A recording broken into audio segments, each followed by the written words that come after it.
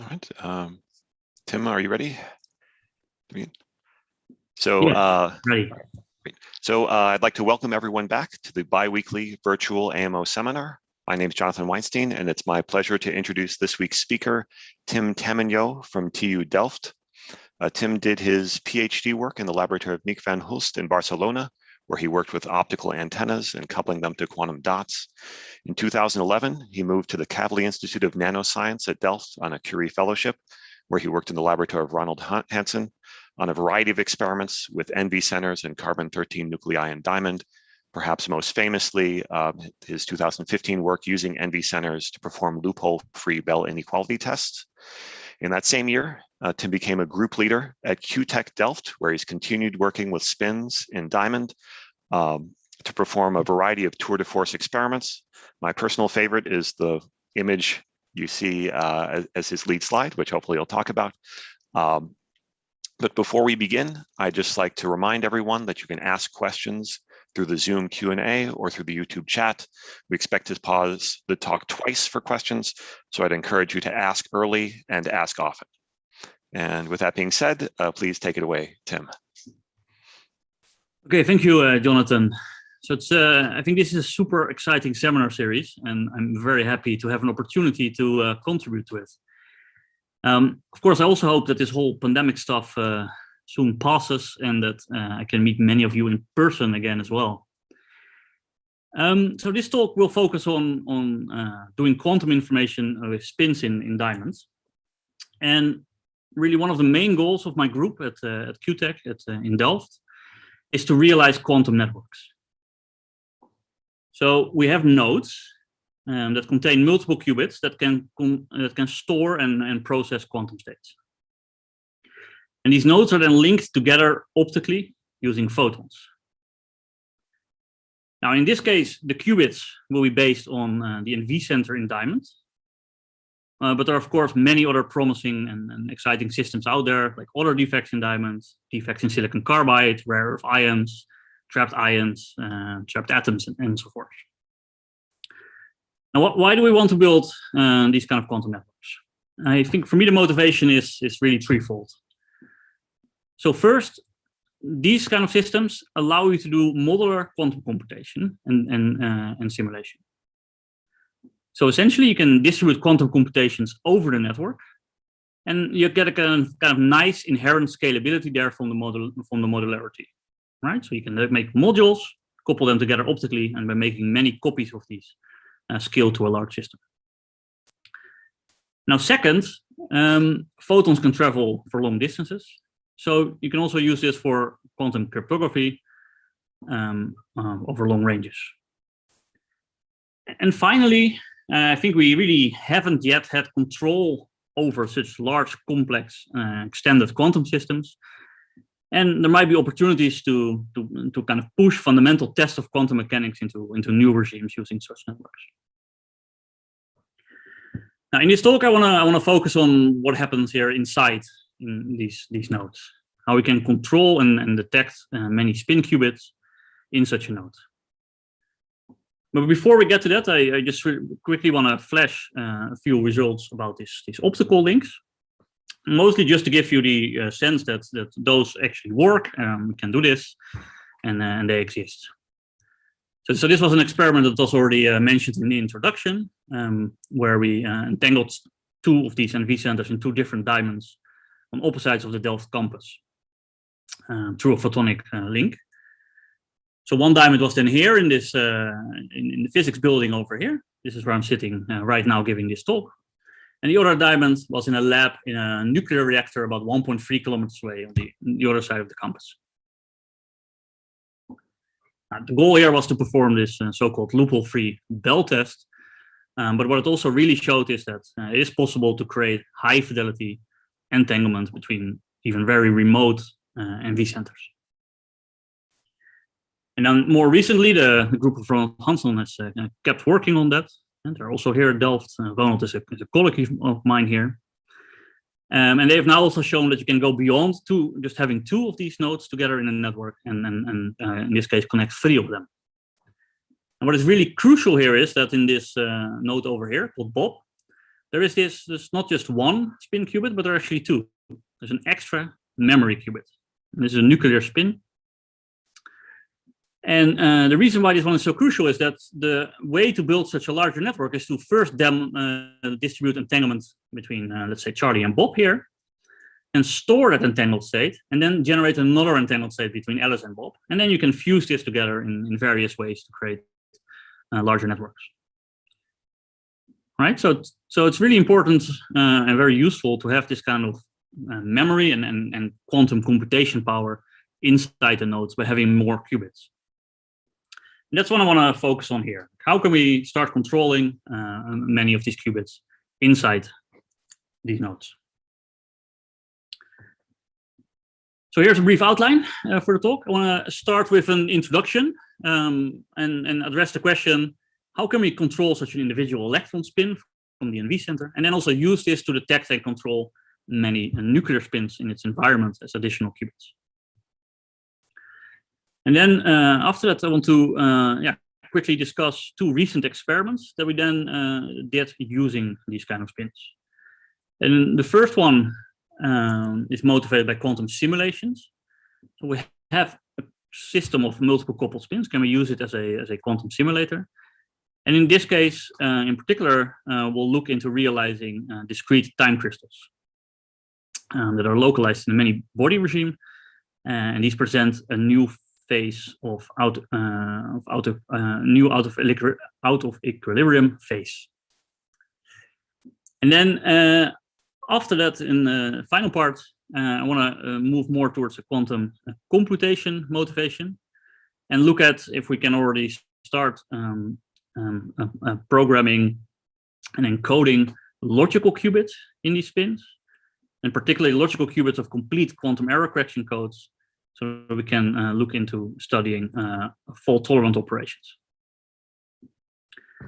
Okay, so first an introduction to how can we detect and control these spins in diamonds. So our protagonist is this NV center. It consists of a nitrogen atom next to a vacancy in the carbon lattice of diamonds. Some electrons are captured here. They form an effective spin-1 system, so a 3-level system. Often we just use two of these levels as a quantum bit. Now, the special thing of this kind of defects is that the spin is very long-lived, so very high good coherence, as we'll see, and they're optically active. So we can detect, initialize, and control the spin state also using photons and lasers. So here you see an example of a diamond device, little diamond here wired up on a chip. Typically work at 4 Kelvin. If we zoom a little bit more in, we see the diamonds. It's about a few millimeters large. Looking closer with an electron microscope, you can see these kind of structures in this sample, where the gray stuff here is the diamond. And then we sculpture out using a focused ion beam these solid immersion lenses. And that's just to get the light effectively out of the diamond. If we scan a laser over the sample, then you see indeed in the middle of this solid immersion lens is one of these NV centers, which is optically active. It fluoresces, so we can see it. Now, the system then has a spin. And just as a simple example of what you can do, we can send microwave pulses to these strip lines over here. If we send a pulse of varying lengths, then we can rotate the spin from up coherently to down and back up again. And you can already see this can be done quite fast, tens of nanoseconds or so, which is fast compared to the coherence, and you get this kind of beautiful Rabi oscillations. So how are we actually measuring the spin state here? So for that, we're using optics. In this case, we're working at 4 Kelvin, and we're using resonant optical excitation. So one can park a laser at the NV center and then scan the frequency of that laser. And then whenever you hit a transition from the ground state to the excited state, we see these sharp peaks of fluorescence. And these different transitions belong to different spin states. They're associated to different spin states. So we can take 2 of them, for example, this one and this one here, where one is associated to the -0 spin state and the other transition to the +1 and -1 spin state. So if we now want to detect the spin state, we can just turn on a laser that's resonant only with this -0 transition. So only if we're in the -0 state, we excite the system, it fluoresces and we detect photons. You can see an example here. So here labeled M0 state as spin up. If we turn on the laser for some time, we detect on average 8.5 photons. Whereas if we are in on one of the other spin states, it stays dark and we detect on average about 0 photons. So it gives you a very high contrast readout mechanism to detect the spin state. Similarly, you can also initialize the spin state in this way. You can either do this by just measuring it and projecting it into the state that you want, or projecting it into a state and then using that state afterwards. Or you can turn on this laser for some time, and after a while, there will be, due to spin mixing in the excited state, you will pump to this levels here where you get trapped, and that allows you to initialize the spin state. Of course, that same mechanism is also what limits this kind of the readout fidelities here. And the game is to be able to capture at least 1 photon before the spin flips. And that's why these solid immersion lenses on the previous slide are so important to be able to capture all the photons. Okay, so what is nice about this NV electron spin in diamond is that's a very isolated system. So here you see an example of a T1 measurement, so a relaxation measurement of the electron spin, where we just put the electron spin in one of its eigenstates up here. And then we just wait some time and measure if it's still there. And you can then see that after about 10 minutes or so, there starts to occur a bit of decay of the signal. And if you fit this, you find a relaxation time of about 1 hour. And we're actually pretty sure that this decay here comes from drift of the lasers in the setup and not from the actual electron spin decay. And what tells you, what does it tell you? It tells you this is a very clean system. And the physics here is really quite simple. In the ground state, there are spins that are interacting, but for the rest, not much is going on. There's no spontaneous emission, no significant interactions with phonons or so. And that really allows us to now say, can we understand this system in detail and control it to a very high level of precision? And one nice example of that is first to look at the coherence of the NV center. So if I would just create a superposition state of this electron spin, and I will just let it evolve, a Ramsey experiment or a T2 star experiment, I'll find a fairly brief coherence time or dephasing time of about 5 microseconds in a natural diamond. And that's because there's this whole bath of carbon-13 nuclear spins around. Carbon-13 is spin half, and naturally that makes up about 1.1% of the diamond. All the other carbonets are carbon-12 on their spins. And these nuclear spins, we don't control them. They flip-flop around, and they create a fluctuating magnetic field at the NV center, which causes it to pick up random phases and to dephase. So what can we do now? Well, we can play a trick called spin echoes or dynamical decoupling. So we're going to just flip the electron spin around. And as long as the environment fluctuates slowly, and we flip the electron spin around faster than that, then the interaction cancels out. It averages out. So we apply, for example, a train of these kind of pi pulses that periodically invert the electron spin. And then you can see if we create a superposition state, then up here the state is protected. Down here the state is lost. And you can see as we apply more and more pulses, starting with 4 and then all the way to the right up to about 10,000, we can extend the coherence time of the electron spin further and further. And this works really remarkably well. Okay? So here the coherence time is extended from its natural value with about 6 orders of magnitude to about 1.5 seconds. I believe that's also still the longest coherence time for a single electron spin qubit in the solid state. So this shows you that you can, even though there's a strongly interacting system of this electron spin with all these nuclear spins, you can really turn off these interactions to a high precision. Okay, so then we don't see these nuclear spins, but we also want to actually use them as our quantum bits. How can we do that? So the idea is, in a classical picture, is the following. If we do one of these pulse sequences where we periodically flip the electron spin, if some signal is static in the environment, then we decouple it, we average it out. However, but if there are signals in the environment that precisely match the period with which we flip the spin, then now we periodically kind of invert the interaction, or we invert the signal, and we actually rectify it. So under such a dynamical decoupling sequence, the electron spin is actually selectively sensitive to certain frequency interactions in its environment. So we take the same kind of experiment, but now again apply a train of these pi pulses, 32 in this case. But now we sweep the time in between them in very small steps. And then what you see here again is then the coherence of the electron spin. Up here it's protected, and actually the curve I was showing you before was kind of the envelope of this curve here. But now you see in a higher resolution picture, you also see all this kind of like sharp features and dips in the signal. We can zoom in a little bit here on this piece in the beginning, for example. And what you see is that there are sharp periodic dips in the coherence. And this is now really the electron spin picking up the signal of an individual nuclear spin in its environment. And you see also this kind of like broader features here. That's just a signal coming from multiple or many nuclear spins in the environment that are all overlapping. It's a big mass, and that's what we then would call decoherence. You can analyze these kind of signals. So we did that a long time ago. Us as humans, me and some PhD students, kind of trying to fit it, look at it. And so we identified 7 spins. Maybe a nice side note is that then recently we threw this data into machine learning algorithms together with the group of Do-Hoon Kim in Seoul.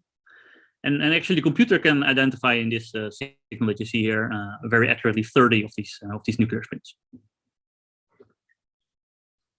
So this is a bit about how can we detect signals from these spins, but we want to be able to do more. We also want to be able to control them. And the key idea there is really that this classical picture is too simplified. So we're talking about individual spins. It's not a classical signal. And actually the state of the electron spin also has an effect or back action on the state of the nuclear spin. So if this electron spin is at MSE0, it's like it's not there. Then all the nuclear spins process freely with such a Lamort, Zeeman or Lamort term here in the Hamiltonian. So they all rotate around an axis along the magnetic field. In this case, is the z-axis. However, if we now flip the electron spin to some other state, let's say -1, it creates this dipolar hyperfine interaction, and this changes the field that the nuclear spin feels a little bit, and now processes around a slightly tilted axis.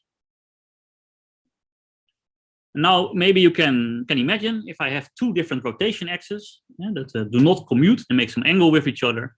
By switching between these, I can rotate anywhere in 3D space. So I get complete control over that nuclear spin.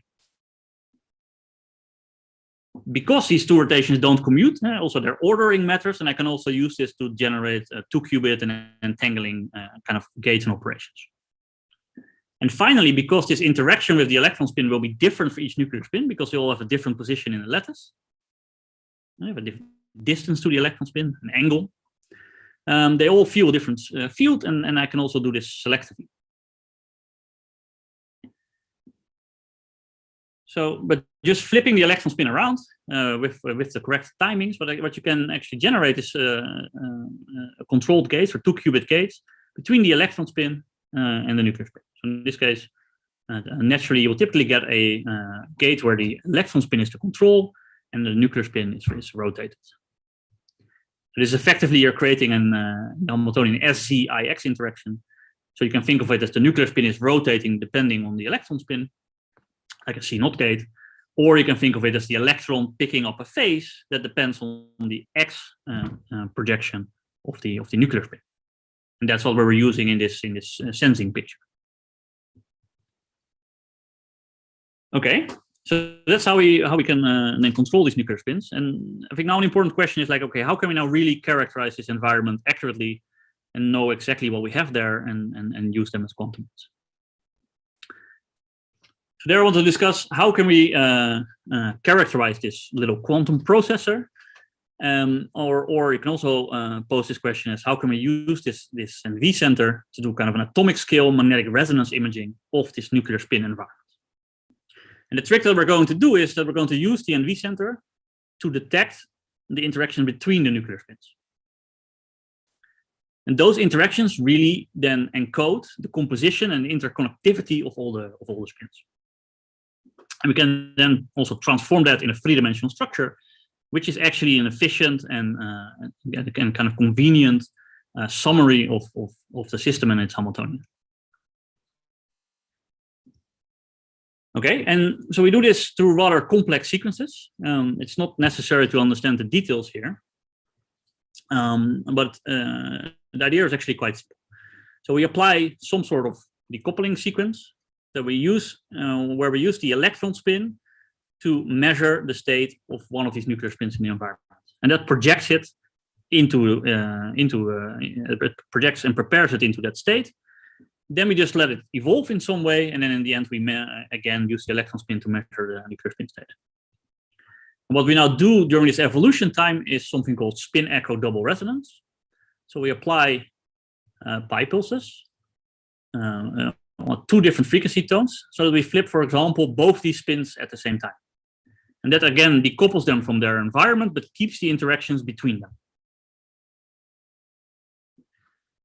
So if we now measure what actually happens to this spin over here, the yellow one, in the time domain we'll see these kind of beautiful oscillations, which just reveal the coupling between these two spins.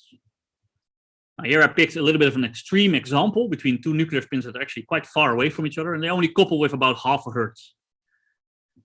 But you can see that due to the very long coherences that you get, and that you can isolate this coupling very well, even this like half a hertz coupling, we can really clearly see it in this spectrum splitting here. And the spectral resolution that you get in these kind of measurements is really in the tens of millihertz range. So we can detect and characterize all the interactions in the system in this way very accurately. Now, to get a full picture, you now just start sweeping these parameters to measure all the different couplings between the spins. And here's a summary of a measurement that we then did, where we measured about 171 of these couplings. And we then fed this to a computer algorithm that then tries to invert this to the actual system. And this tells us then that the signals stem from 27 of these spins. And here you see kind of the coupling matrix then of these 27 spins. So a dot here, for example, here means that there is a spin at 480 kilohertz and it couples with certain strengths to a spin here at about, that has a frequency of about 470 kilohertz or so. Yeah, so this also then gives you the atomic structure of our quantum processor, and that's what you see here. So the whole thing is pretty small. It's these NV centers and this 27 nuclear spins. These are their positions in the lattice, and everything happens in about 3 by 3 by 3 nanometers or so. Can estimate some errors, uncertainties on the positions, and these are the 77 coordinates of the system, and you see that we can get these to very high precision, sub-angstrom and sub-bond lengths of the diamonds. So we really think we know each lattice side of each of these spins. This is then nicely summarized in this video you see here. So here you see then what the system looks like in 3 dimensions. These yellow balls are our carbon-13 spins, and those will be the qubits in the story today. And the white balls that you see are carbon-12 atoms. And they're boring. They're just holding the thing together. And here in the middle you see the nitrogen atom, and the purple ball is the vacancy of the NV center. Yeah, so now we have a very good knowledge over this system. And we're going to use that as in the remainder of the talk as a quantum processor to try and to do some quantum simulation and computation experiments. Yeah, I wanted to highlight that this video is not computer generated. It's actually a model that the students built one day while I was giving a talk in Chicago, I believe. I think it took them the entire day. It was quite hard work. This is Hans. Usually he looks a lot more organized in his hair and so. I think, he had a rough time building all that. But it's a nice kind of demonstration model and that we have now in our lab of our quantum processor. I want to briefly ask the question, is there more out there? Can you detect more? So obviously you can push this out a little bit more, and we want to get this to the 50, 60 kind of spin range. But there's a limit to that because it gets spectrally more crowded the farther you go out there. You can play other tricks, however, because the reason that it becomes spectrally more crowded is because all these carbon-13 spins are intrinsically the same. They're identical, and once they go far away from the MV center, they become indistinguishable from each other. However, there's also other types of spins out there, or other types of systems. And so one fun system that you can also detect is pairs of carbon-13 spins. So when two carbon-13 spins are particularly close to each other, let's say, for example, neighboring lattice sites, they form a strongly coupled system. This is a system with new eigenstates, the singlet and triplet kind of eigenstates. And these have different dynamics, different frequencies, and those you can also selectively detect. So a little bit further out there, we are also able to detect these nuclear spin pairs. We've seen about 6 of those, and in this paper down here, we have also shown that these have extremely long coherence times. T2 star dephasing times are in the minutes. And we have shown that you can control multiple of them individually and also create entangled states and really use them also as qubits. And similarly, you can play the same type of tricks and look even further out there and see things like electron spin defects. So for example, P1 centers. These are nitrogen defects that also have an electron spin in the diamond. And also there again, we have shown we can use these kind of tricks to detect and control these as quantum bits, and have been able, for example, to generate entangled states of multiple of these P1 centers. So there's a whole zoo of kind of like systems that you can detect and control in this way. And I just wanted to mention that as well. Okay, and with that, I want to move on to the rest of the talk. I believe we're going to make breaks for questions. Oh, yes. Would now be a good time to break for questions? I think so, yes. Okay, if great. there are. Yes, there are a few. I'm not sure we'll have time for all of them. So one question, just starting with a simple one from, I apologize for my pronunciation, Chitos Maruko asks, why does the system have to be operated at 4 Kelvin? What's the advantage? Yeah, that's a good question. Temperature matters for 2 things here. First is the spin coherence, chiefly through spin phonon interactions that limit the relaxation time. At room temperature, this is milliseconds. So that's not too bad. You can do lots of cool quantum stuff with millisecond coherent qubits. But yeah, we would really like that to be better. If you cool down to about 100 Kelvin or so, it's already seconds or minutes. And at 4 Kelvin, this is an hour or so. So one reason to work a bit below room temperature is for the spin coherence. And then the other important feature of being at 4 Kelvin is that the optical transitions, they are only narrow and coherent for temperatures below about 10 Kelvin. So if you want to play these tricks with this resonant spin readout that I was showing, or if you want to build this long-range optical entanglement links, then for the NV center, you need to be about below 10 Kelvin to have kind of coherent spin photon interactions. Okay. And then a question closely related to your last slide from Shimon. If you could have any isotopic abundance you wanted, or even if you could place the carbon-13 atoms exactly where you wanted them, how much better or worse would you be off than what nature has given you? Yeah, that's also a very interesting question. Let's see. So the isotopic concentration is maybe a first question. So interestingly, from if you just think about this system by itself, it's a scale invariant problem, right? So if I change the concentration, all the couplings become linearly different. They change linearly with the concentration, but also all the coherence times do the same. So in principle, for just controlling spins, there's not that much to win by changing the concentration. higher concentration gates will be faster and coherence times will be lower. However, if you now put it in the context of I want to use it, for example, in a quantum network, then this isotopic concentration becomes very important. Because now you have a trade-off between how much, for example, optical excitation of the NV center can disturb your nuclear spin quantum bits if they're too strongly coupled. And on the other hand, if they are farther away and more weakly coupled, then everything becomes slower, and you might be limited in your operation speed by that.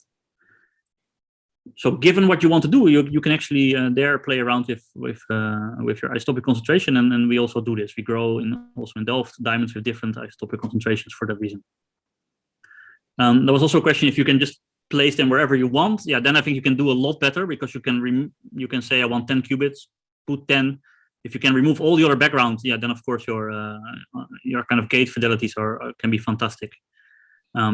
This is very difficult because, as I mentioned, this entire system fits in 2 by 2 by 2 nanometers, right? So it's difficult to have control over that dimensions.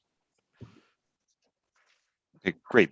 There are a few more questions, but in the interest of time, perhaps we should leave those for later. Okay, yeah.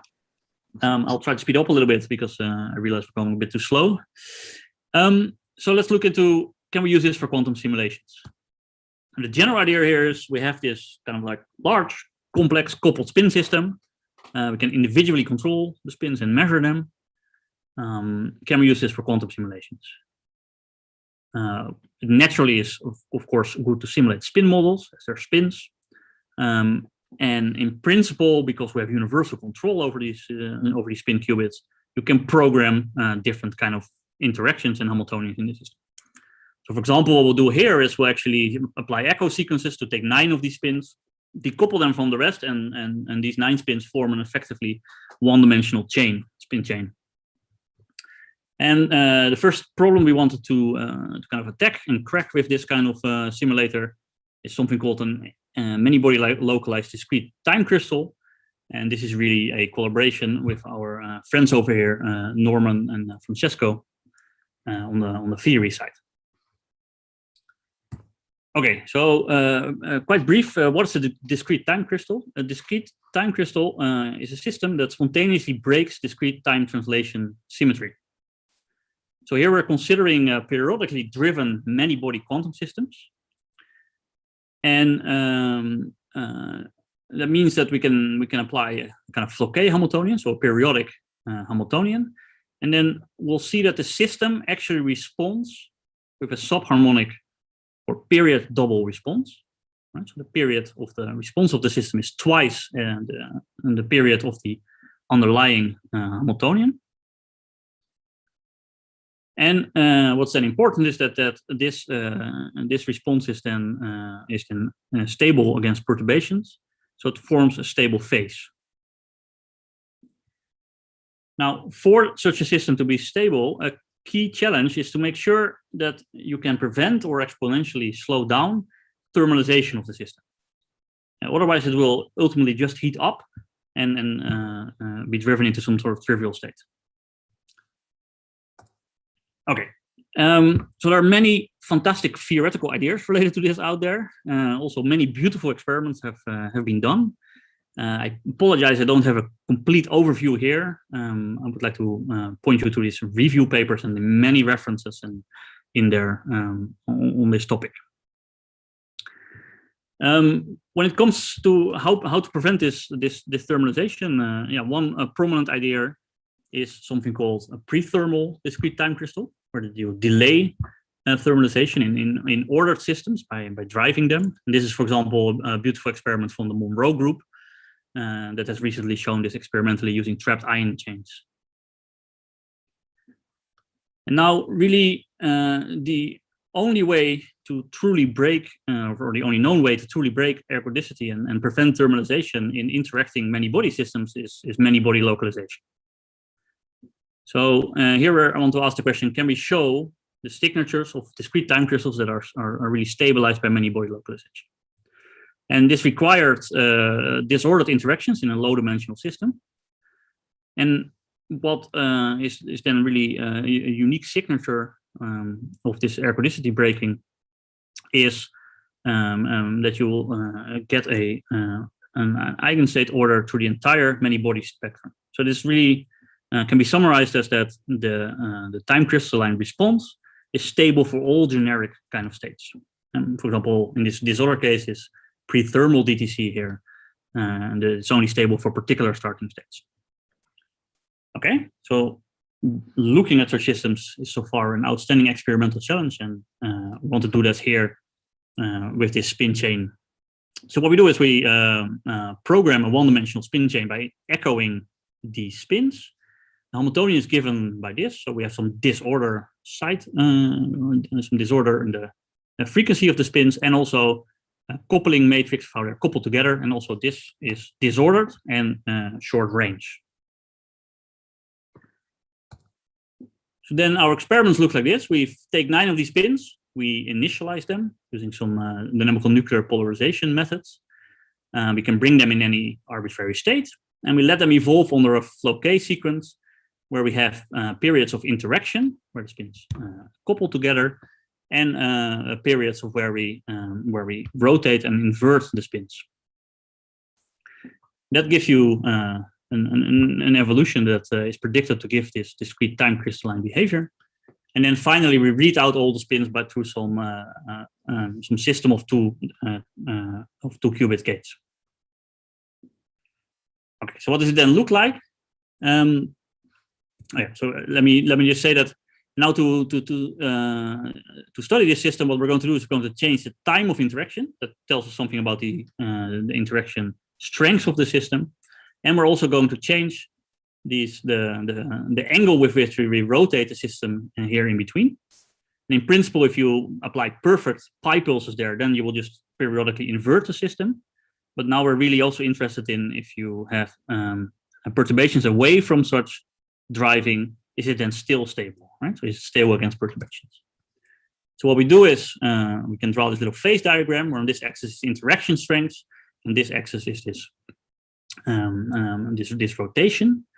And we do an imperfect rotation, so not pi, but 0.95 pi. And then you see that if we look at some state where all spins are up and we plot the magnetization, it just collapses very quickly. However, if we now allow more interaction, so we increase the interaction strength, and then you see that this state starts to become stabilized. And if you create strong interactions, and then actually this subharmonic response becomes stable. Now this is for one initial state, right? So now what we really want to show is that this is also true for generic states. So here's you 2 pictures for 2 states. This is the state where all the spins start up. And this is a state where they are the nil state where they are every time flipping. And you can see that in these kind of 2-dimensional pictures, where on this axis are 9 spins, and here's time or Floquet cycles.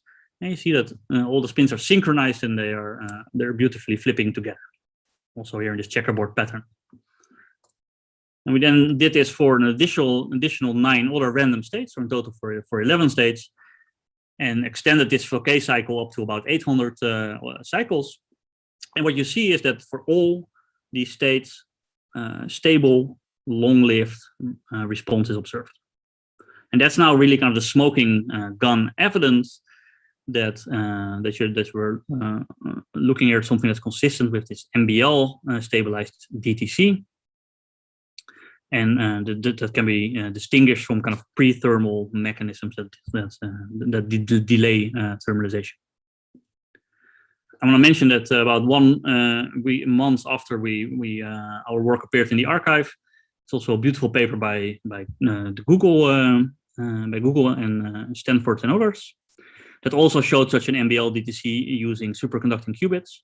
As you might expect, superconducting qubits are very fast, so they could map out a lot of the parameter space in a beautiful way. But then again, what, for example, makes this kind of work really stand out and unique is of how long-lived time crystal in this case is. And we see here in 1/e decay of about 500 cycles. That's about an order of magnitude longer than other current experiments. Okay, so to conclude, here we can use this as a simulator to show the signatures of the MBL DTC phase. And what I think is also very exciting here is that, yeah, this is a new kind of programmable spin-based quantum simulator that I think opens up many more opportunities to study many-body spin physics. And that's where, again, at a mini break for questions.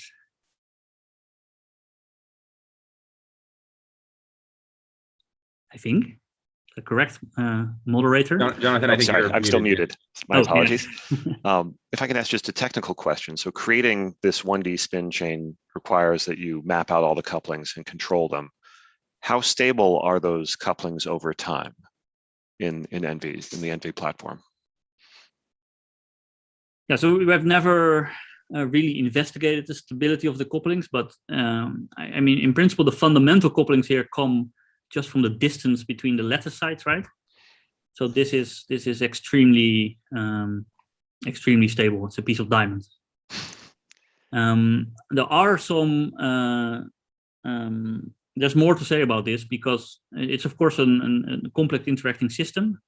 There's especially also this electron spin which interacts strongly with everything.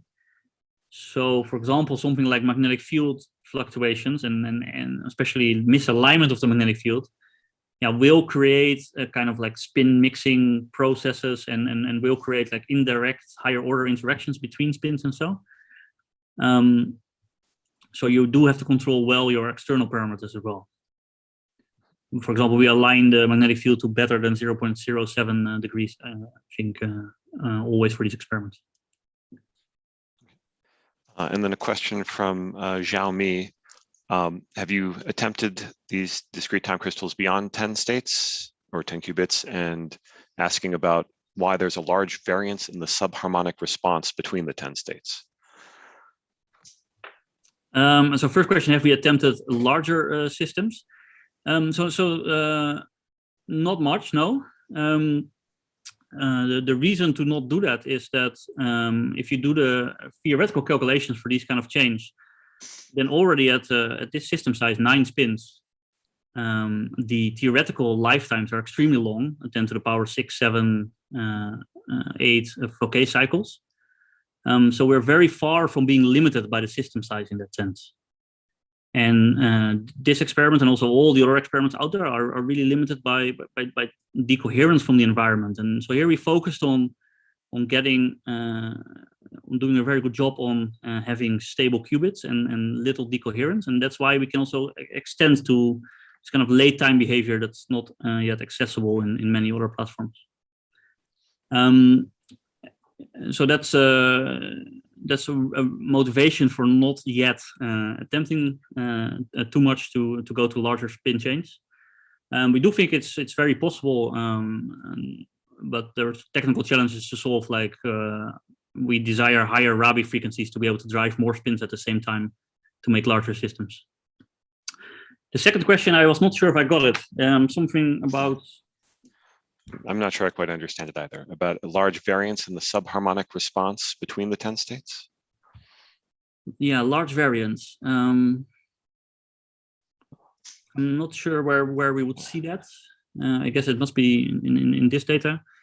So there is some dependence on state that is present here. Likely, if you do a very careful job in looking at your measurement uncertainties, there's still some fluctuation left here. I wouldn't call it very large. And yeah, I think the important thing here is that we want to compare this really to systems that are not stabilized by these kind of many-body interactions. So, for example, these pre-thermal kind of time crystals. And those, for these same states, in the same kind of system, but now without the disorder stabilization, they really decay on time scales of about 10 to maximum 100 cycles or so. So the point here is really that all these states, that here we see a long-lived response for all states. Thanks. There are more questions, but in the interest of time, perhaps we should move on to topic 3. Okay. Yeah. Let me try to be quick. Sorry about that. So now let's use this same type of qubits. We're actually going to use different ones than in the spin chain, but in the same near the same NV center. And ask the question: can we use these to start looking into fault tolerance and error correction and logical qubits? So what we're going to do is to create a logical qubit of a complete fault-tolerant quantum error correction protocol. Little bit of quick motivation. Maybe this is something that most people are aware of, but if we want to build large-scale quantum computers, ultimately we'll have to overcome inevitable imperfections. And the general strategy there is to start using logical qubits, which are encoded over multiple entangled physical qubits, and so that it's possible to detect and correct errors. And then a very important underlying mechanism is that all building blocks, all operations, must be fault tolerant. And that allows that reliable operations become possible even when the elements or the gates are noisy. Fault tolerance has precise definitions. I don't want to make it too complicated here, and instead give a bit of a hand-waving definition for fault tolerance on kind of the simplest and lowest level. This means just that any single error or any single fault occurring in your system should not lead to a logical error, a loss of the actual logical state that you care about. Okay, so that's what we want to investigate here. This is a collaboration with Barbara Terhal and Yang Wang, also here at QTech. So there have been many beautiful experiments out there looking at elements of quantum error detection and quantum error correction. So here are some examples of error detection codes. And they can detect that an error has occurred, but cannot correct them. And the only option is then to throw away all the information if an error is detected. There's also been excellent work on non-fault tolerant error correction protocols experimentally. For example, with superconducting qubits, ion traps, and also with solid state spins. In particular, with these two experiments are also NV center based. And such non-fault tolerant error correction protocols can detect some errors, for example, phase errors on certain qubits, but they cannot detect all types of errors. What about actually doing fault-tolerant quantum error correction protocols? So there have been two recent experiments with ion traps. First, a beautiful experiment in from the Monroe group, where they show operation of a fault-tolerant quantum error correction code, albeit using destructive measurements, where the measurements to detect errors are destructive.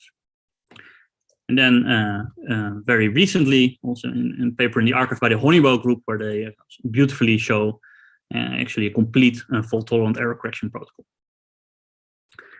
Okay, so the ions have just kind of made this step into this, where you go from this non-fault-tolerant physical qubit level to the fault-tolerant logical qubit level, and can we also make a jump there?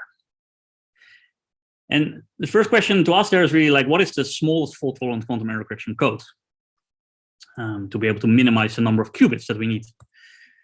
So there's beautiful work out there with Chow and Reichert that showed a few years ago that this can be done with just 7 qubits. It's based on the 5-qubit code. It's not so important if you're not aware of it, but 5-qubit code is the smallest error correction code that can detect and correct any error on any of those 5 qubits. Challenge is, however, to do this, you require ancilla qubits for measurements that are called stabilizer measurements. And if you just simply do that with a single ancilla qubit, like shown here, then if errors happen there, they actually propagate back to the qubits that you actually use for the encoding through these 2-qubit gates, causing 2-qubit errors, which the code cannot handle, and this causes logical errors. So these are harmful, and this is not fault tolerant, because a single error here causes a logical qubit error. And Chow and Reichert actually show that it's possible by using an additional qubit, a flag qubit, to also detect those errors. And this is not trivial at all, but those errors then also become distinguishable by their error syndromes, and they can then be corrected. And that means it's possible to run a complete fault-tolerant quantum error correction with 7 qubits. And that is likely the smallest that's possible. And that's the code that we're going to be basing our experiments on here.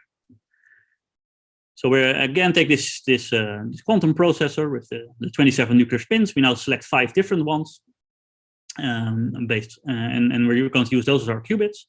The electron spin is an ancilla to perform stabilizer measurements for error correction, and the nuclear spin, the nitrogen nuclear spin, which is native to the NV center, we'll use that as a flag qubit.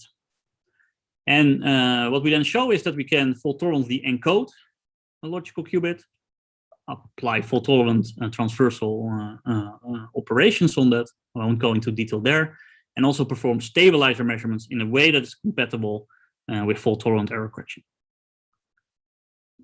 So here you see a kind of like same kind of picture to how to perform fault-tolerant stabilizer measurements. I'll come back to that in a second.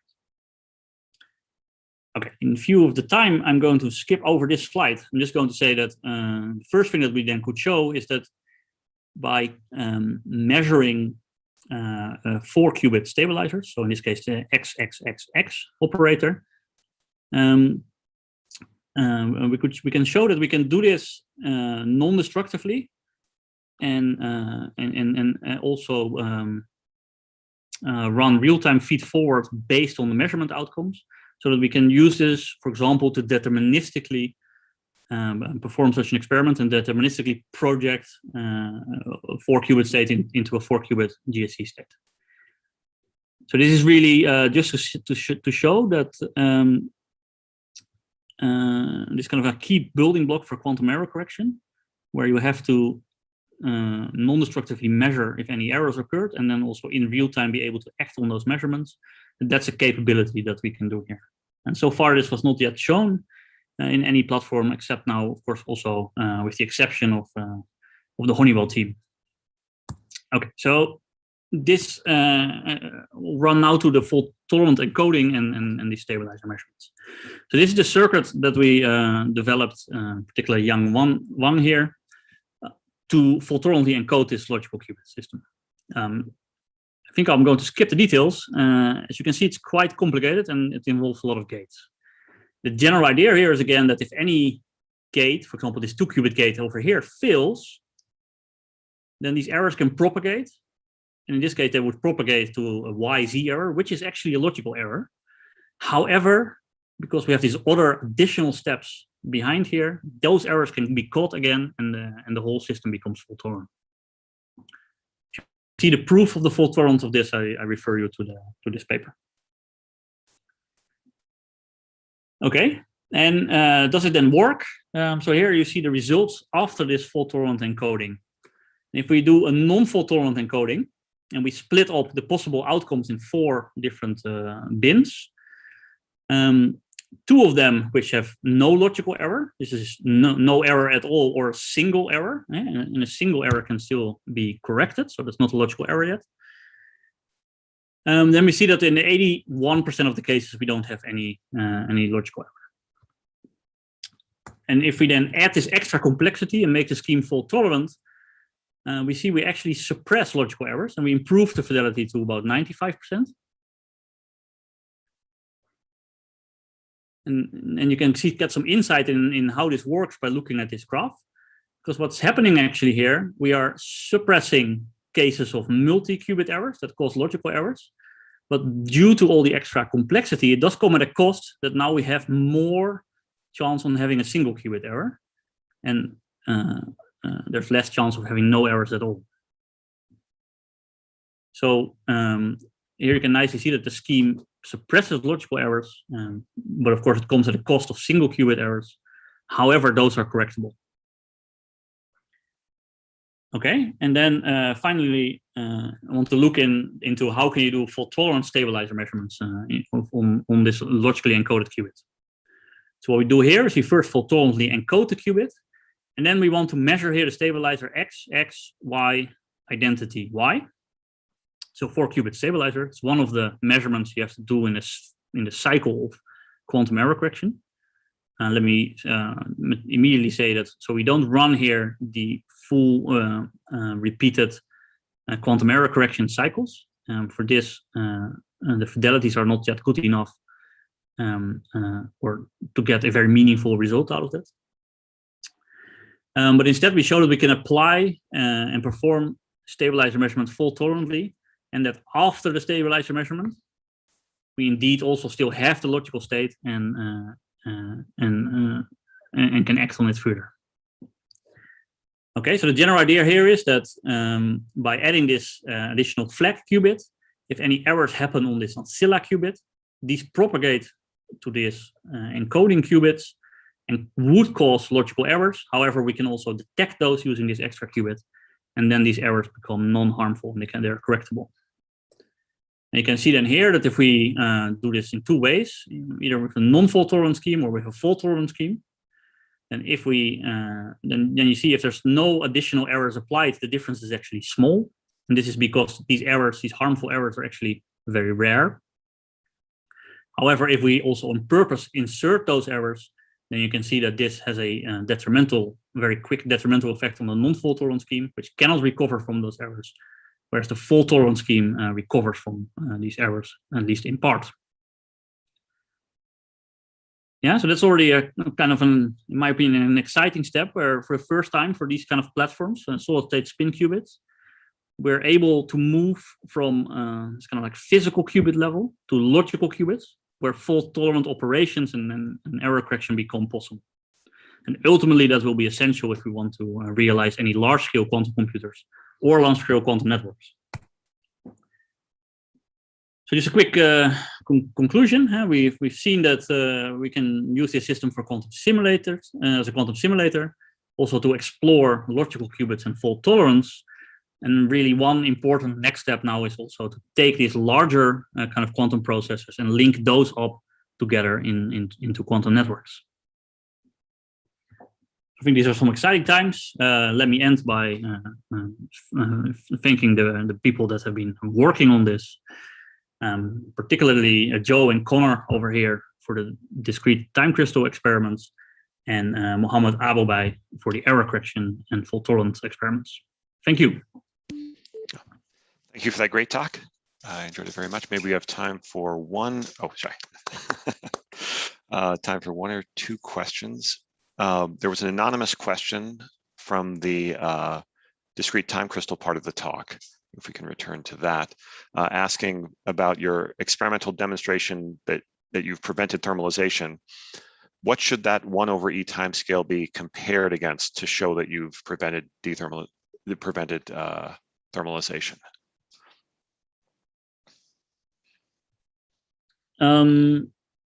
Yeah, so that's a good question. So ultimately, when we're talking about really this kind of many body phases, you're thinking about a thermodynamic limit of infinite system size and infinite times, right? And obviously, this is outside of the scope of experiments. So what should this be compared to? I think the first comparison to make is that you can theoretically calculate what you would expect if you don't have any external decoherence. So if the system is isolated. And then you expect a response to something like 10 to the power 6 or so many orders of magnitude longer. Right? So this shows that we are limited by decoherence, imperfections, interactions with the environment. This is also true for any other experiments on this kind of time crystals. So you can never really prove that that you really have reached some asymptotic limit or so, right? Because one would always just have to make the signal go further. There's no way experiment can do that.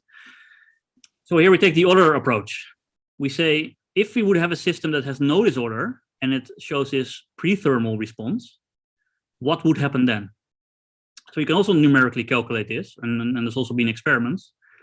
And then if you look at multiple different states, this signal will decay in really 1/e times of just tens, let's say about 30 cycles or so. So that's what we're comparing it to then, right? So we see 500. The other prediction is about 30. So we're an order of magnitude beyond that, and that means that the experiment is consistent with this MBL DTC idea. It's not consistent with the pre-thermal DTC. I hope that answers the question. Yeah. There are a few more questions, but I see we're already at our hour limit. So for those of you whose questions I didn't ask, I'd encourage you to go to the after party where Shimon has already posted the link. That will be hosted by Francesco Machado. And even if you don't have questions, I'd encourage all students and postdocs to go to that to interact with Professor Taminiau. But just before you go, I'd like to just put in a sales pitch for the next. Can I ask you to, Tim, can I ask you to stop sharing for a moment? Yes. I just want to remind everyone of the upcoming talks. Vamos will return in 2 weeks, as usual, continuing our series of atom-like or synthetic atom talks. We'll have a talk on Friday, October 8th from Stephanie Simmons of Simon Fraser University, talking about silicon color centers. And our sister series, the Quantum Science Seminar, is slated to return in early October. So I want to thank Tim again for such a wonderful talk and encourage everyone to go to the after talk.